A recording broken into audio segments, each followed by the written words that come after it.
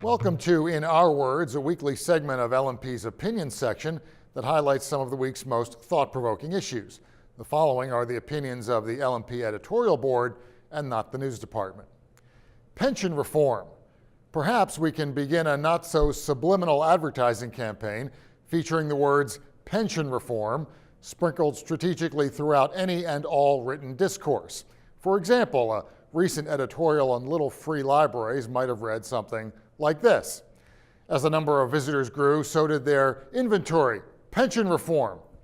And speaking of pension reform, little libraries have been a staple in Marietta for years. And did we mention pension reform? Yes, it's silly, but if there's a better way to remind the governor and the now beefed up GOP majority in the Pennsylvania legislature that you can only kick the can down the road so long before it goes flying off a cliff, we're all ears. We receive letters on a regular basis from readers, particularly Social Security recipients, lamenting over their rising property taxes. In Lancaster County, 15 of 16 school districts raised property taxes this year, and pension obligations are considered one of the biggest drivers for tax hikes. Here's a nugget to inspire a sense of urgency. The Commonwealth is currently on the hook for about $200 billion in pension benefits over the next 32 years. Without significant reform, there's a good chance the state's retirement systems will go belly up in about 13 years, according to a study by George Mason University's Mercatus Center. Last month, a modest but sensible pension reform bill fell 3 votes short of the necessary 102 for passage. It's our hope that our elected representatives, new or otherwise, will locate the automated external defibrillator designed specifically for bills in distress and revive this legislation. If Governor Wolf and the 2017 version of the Pennsylvania legislature are thinking about their top 3 legislative priorities for the coming year, we have suggestions. Pension reform, and pension reform. We can't say it enough. Remember the election? It was in all the papers.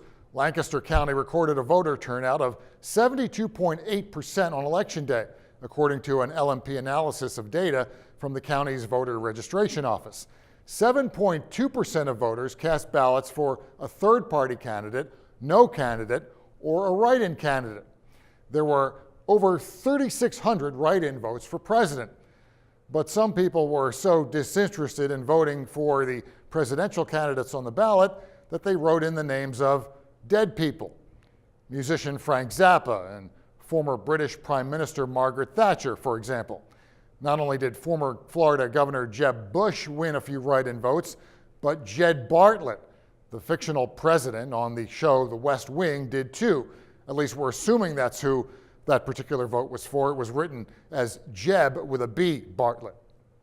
I'm sure Ben Carson appreciated the support he got here, but Ben Zobrist, the second baseman for the World Series champion Chicago Cubs, probably prefers Wrigley Field to the White House. Likewise, we're guessing Eagles quarterback Carson Wentz would rather face even the Dallas Cowboys than Congress, and Chase Utley is too busy being the man to be president, though he is very strong on defense. And why would Bill Nye and Neil deGrasse Tyson give up the wonders of the universe for the grim reality of governance? We're not sure what to make of the vote for Cinderella.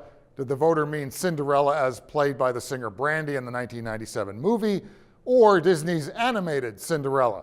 Could even Cinderella, with her experience dealing with mean stepmother and jealous stepsisters, handle the Washington lobbyists? We like a good laugh as much as anyone, as you can probably tell, but at the risk of being party poopers, we believe elections deserve a certain degree of reverence. Yes, your vote is your vote to do with as you wish. We just ask those who wrote in jokey names this time consider casting a meaningful vote next election, or at least a vote for someone living. That'll do it for In Our Words this week. If you have an opinion you would like to share with us, you can email us at lancasterletters@lmpnews.com. You can see what we think in the opinion section at lancasteronline.com. I'm Rich Maneri. We'll see you next time.